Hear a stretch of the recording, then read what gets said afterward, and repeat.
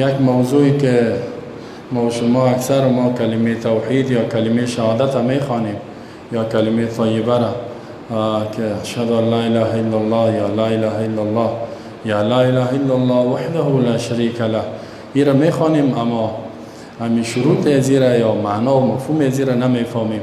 شرط های کلمه توحید، شرط های کلمه طیبه یا شرط های لا اله الا الله. یا کسی که لا اله الا الله میگه در کدام صورت کلمه برش نفع میرسانه، برش فایده میرسانه. بسیار کساس کلمه را میخوانه و یک کسی چند وقت پیش از مردم سوالم کرد که لا اله الا الله چی معنا؟ اکثرش معنایش نمیفهمید که چی معنا. معنای زیر نمیفهمه. شرط یک چیز عبارت است که اگر او موجود شد او چیز آن صحیح است، اگر موجود نشد اما چیز صحیح نیست. مثل که برای نماز شرطش طهارت است، وضو است، غسل است. اگر این طهارت کسی نداشت نمازش باطل است، نمازش نمیشه. اینمی قسم کلمه توحید است. در توحید کلمه دیر شروط لري، شرطون است چې هغه مسلمان پو نشي او پاغي عمل ونه کی دا کلمه ورته ګټه او فایده نه رسي، فایده برش نمیرسانه. ما شما کلمه را باید قسمی بخوانیم که فایده برسانه. پیامبر صلی الله علیه وسلم میگفت که وقتی که دعوت خدا آغاز کرد که قولوا لا اله الا الله تفلحوا، بگوین که لا اله الا الله تفلحوا.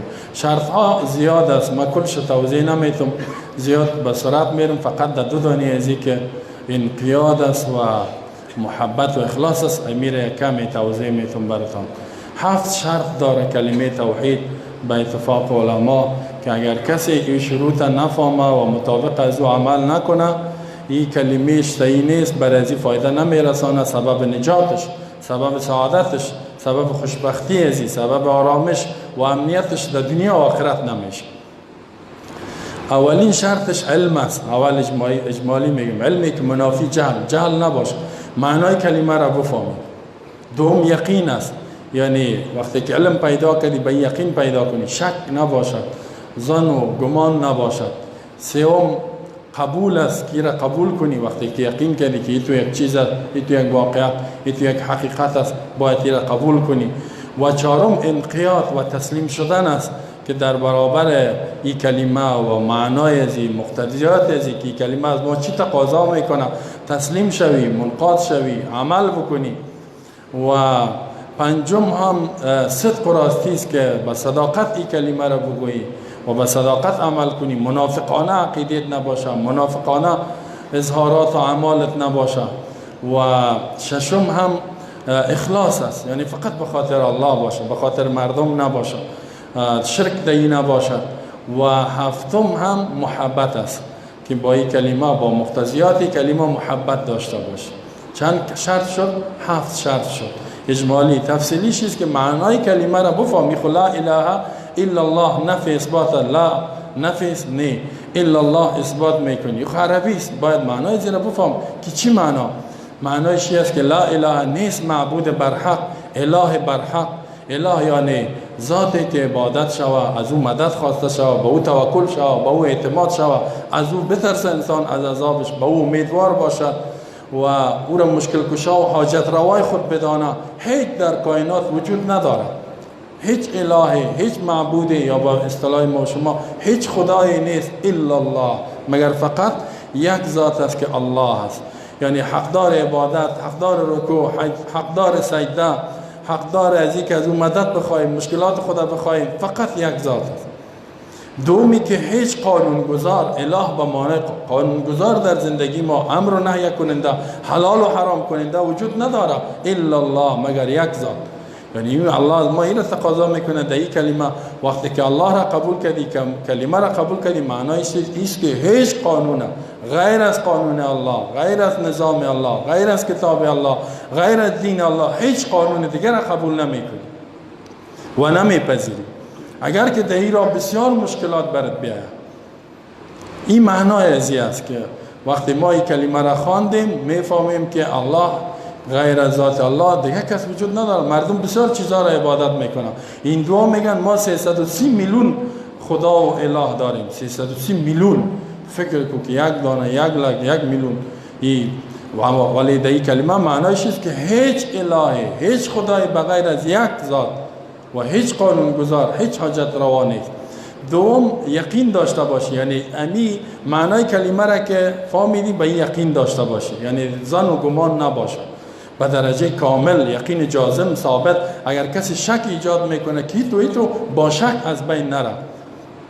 علمش خود دلایلش بسیار زیاده است. علم الله میگه فعلم انه لا اله الا الله، بدان یقین بگو، یعنی بفهم که غیر از الله دیگه معبودی نیست. یقینی که انما المؤمنون الذين آمنوا بالله ورسوله ثم لم يرتابوا، مؤمنین کسی که به الله و رسول و ارکان ایمان میاره با شک در این موجود نمیشه. و سوم قبول است، یعنی وقتی که فهمیدی معنا را یقین هم کردی. بعضی میفهمه یقین داره ما قبول نمیکنه، مثل یهودیان خوب میفهمند که غیر از الله دیگه معبودی وجود نداره، غیر از دین اسلام دیگه دینی نیست، غیر از خاتم النبیین دیگه نبی بر حق وجود نداره. پیامبر هم میشناختن اما قبول نداشتن. الذين آتيناهم الكتاب يعرفونه كما يعرفون ابناءهم وان فريقا منهم لا يكتمون الحق وهم يعلمون. خوب میفهمیدن اما قبول نداشتن. فرعون خوب فهمید که موسی حق است، معنای گپ از او فهمید، یقین هم داشت که حق است اما قبول نکرد، تکبر کرد. مشرکین مکه هم خوب لا اله الا الله را میفهمید، ولی اذا قیل لهم لا اله الا الله یستکبرون. وقتی که برشان میگفته میشد غیر از الله دیگه معبود و حاجت روا و مشکل کشا قانون گذار حلال کننده و حرام کننده نیست بغیر از الله. یستکبرون چه معنی؟ تکبر، قبول نداریم. خب میفهمه قبول نمیکنه. بنان قبول کردن بسیار مهم است. و چهارمین شرط انقیاد است. این بسیار بر ما و شما انقیاد، ما و شما بسیاری معنا را میفهمه، قبول هم داره، یقین هم داره، اما منقاد نیست، تسلیم نیست. انقیاد و قبول چی فرق داره؟ قبول کس اقرار به زبان است، انقیاد کس عمل توسط اعمال است، یعنی توسط دست، چشم، پای عملی انجام بدی. یعنی کلمه توحید، کلمه لا اله الا الله، کلمه طیبه مقتضیات در وجود دیده شود. یا کسی ببینه که این نماز میخوانه، ببینه که زکات میده، ببینه که حج میده، ببینه که قرآن میخوانه، ببینه که دعوت به اسلام میده، گناه نمیکنه، زنا نمیکنه، آدم کشی نمیکنه، با مسلمان بغض نداره، یعنی اعمال در وجودش دیده شود. لا اله الا الله چه معنی؟ هر حکم تو را یا الله قبول دارم و عملی میکنم. اینا در وجود دیده شود. بسیاری مسلمان های ما و شماست حتی انقیاد نداره. وقتی که بگوی اینی حکم است، بعضش میگه قبول داریم، بعضش نه. حدود هم میگه سرقت که دستش قطع شود، قاتل قصاص شود، اختطافچی دست و پایش قطع شود، این قبول نداریم. این خشونت است، این سختی است. انقیاد نداره، منقاد نیست، تسلیم نیست. الله میگه کسی که منقاد تسلیم به حکم من نباشد و به او عمل نکند و خود ملزم ندانه، خود مکلف ندانه، خود مسئول ندانه در برابر حکم الله، این آدم مؤمن شده نمیتونه. فلا وربك لا يؤمنون حتى يحكموك فيما شجر بينهم ثم لا يجدوا في انفسهم حرجا مما قضيت ويسلموا تسليما. یعنی الله می قسم برابط اینا مؤمن شده نمیتونن تا که تو را حکم، تو را فیصله کننده در زندگی خودان قرار ندن. در آن اختلافاتی که در بینشان پیدا میشه باز کامل تسلیم نشن، در قلبشان هیچ چیز نباشه، این مؤمن شده نمیتونه. بعضی ها را بگویی که سود حرام است، شراب حرام است، نشه حرام است، عاشقی حرام است، بی‌حجابی حرام است. اوه چقدر سختی میگه. ایشه خو نمیتونیم، ایشه میتونیم. بی‌حجاب میگه حالا کلش میکنیم، بی‌حجابی را. شرابی و چرسی و نشه‌ای را بگویی شراب حرام است، چرس حرام است. اوه حالا شراب خو می چرس نمیتونیم. چرس چطور میشه؟ سیگریت را بگویی سیگریت نارواست، نسوار هم ناروا. اوه وای نمیگه. خب برو چرسش قبول کردیم که اما سیگریت نسوارش چطور کنیم؟ یعنی سعی کنین منقاد نیست. خانم ها را که میگی حجاب فرض است، لباس هایی که بدنت معلوم شوه یا تنگ باشه یا چسب باشه، آرایش کردن در بیرون حرام است. او باز میگه اینیشه. تعدد زوجات در اسلام است، یک شوهر حق دارد 4 خانم ازدواج کنه، مانعش نشو. اوه میگه چقدر سخت شد. 4 تا ما 1 تا را نمیمانیم، 4 تا نمیگه. این حتی خانم ها میگه منقاد نیستم، تسلیم نیست، والله ایمان نیست. فلا و ربک لا یؤمنون، ایمان نداره. حتی یحکموک، تا که تو را حکم قرار، تو را فیصله کنده فی ما شجر بینهم، ثم لا یجدوا فی انفسهم حرج، در دلش یک تکلیف، خفام نشه، خوش باشه قلبا. الحمدلله که الله اجازه داده یک شوهر 4 خانم بگیره، الحمدلله که زنا حرام است، الحمدلله که شراب حرام است، الحمدلله سود، قتل، خونریزی، بغض، عداوت، هر حکم اسلام بگو الحمدلله، الحمدلله، خوش داشته باشید. و یسلموا تسلیما، کامل تسلیم شد. و انیبوا الی ربکم و اسلموا، الله می تابع شوید، منقاد شوید. دوستا تا که ما شما عمل نکنیم، این میال در انقیادی است که بغض و عداوتی که دارین با خویشاوند، با پدر، با مادر، جنجالا پیدا میشه. گناه از اموز، برو پرسانش کن، عید است، خوشحالی است، بغضت از بین ببر. هر قدر به خاطر دنیا خفه شدی تا 3 روز باشه. پیامبر صلی الله علیه و آله سل من قطعک، وصل کو کسی که با تو قطع میکنه، پرسانت نمیکنه، خانیت نمیاد، وصل کو. سل من قطعک واعف عن من ظلمک، کسی که با سر تو ظلم کرده عفوش کو. مسلمان است، میفهمی باز خویشاوندت است. و احسن الی من اساء الیک، کسی که با تو بدی کرده احسان کو، او بدی کرده تو نیکی کو. که اینمی احکام تابع شو. در جامعه ما شما یک کسی مثلا بیا کسی را دشنام بده، دو بزنه، ای بیا برش بگه بیا یک پیاله چای برات میتم، نان برش بده، احترامش کنه. در اصطلاح جامعه ما شما را چی میگن؟ دووس میگن. قبول نداره یا ما خود دووس میگن نیستیم، ما دلا و بی غیرت نیستیم. دوزت مرا، ما 10 تا دوش میزنم، 1 سلی زد 100 سلی میزنمش، کل قومش. این جهالت است، این بدبختی است. تو منقاد نیستی به حکم الله. معنای کلمه است، تو تقاضا داره که لا اله الا الله را خواند، این را قبول کو و به این عمل بکن، کل اسلام عملی کو. اینطوری که بعدش میمانی و بعدش میگیری. و پنجم چی است دوستا؟ پنجمی است که صدق، یعنی این کارا را که میکنی صادقانه باشه. منافقین عقیده را اظهار میکردن و من الناس من یقول آمنا بالله و بالیوم الاخر و ما هم بمؤمنین. قلبا نماز میخوان، نمازش هم دروغ بود، حج میرفت دروغ بود، در جهاد میرفت دروغ بود، صادقانه نبود. یا ایها الذین آمنوا اتقوا الله و کونوا مع الصادقین، صادق در اعمالت به همراه صادقین، به همراه راستکارا. کسی که صادق است به همراه از باش، او را کمک کن، او را دوست بدار. الله میگه به همراه از اونا باشین، کاذبا، دروغ گویا، منافق صفتا، که از اونا نباشین. کلمه است و تقاضا داره. و ششم می است که اخلاص یعنی هر کارا علم یاد میگیری به خاطر الله، عمل میکنی به خاطر الله، میری نمیال خانه خویشاوندایتون به خاطر الله برید. به این خاطر نه که مردم ما را بد میگن، مردم ما را دو میزنن. مثل قربانی که میال میکنین به خاطر کی باشه؟ الله باشه. نه که به خاطر ازی که اگر قربانی نکنیم با مردم میگه یا فقیر از مسکین چندان، سعی که بیچاره که قربانی نداشتن. باید چه میگه؟ من قربانی میکنم که سرم در بین قوم بلند باشه. سرم در بین قوم خوش میسازی الله را به خاطر الله. الله میگه هر کاری که به خاطر من نکنین اعمالتان قبول نیست.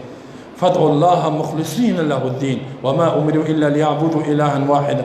الله وما امروا الا لیعبدوا الله مخلصین له، اخلاص.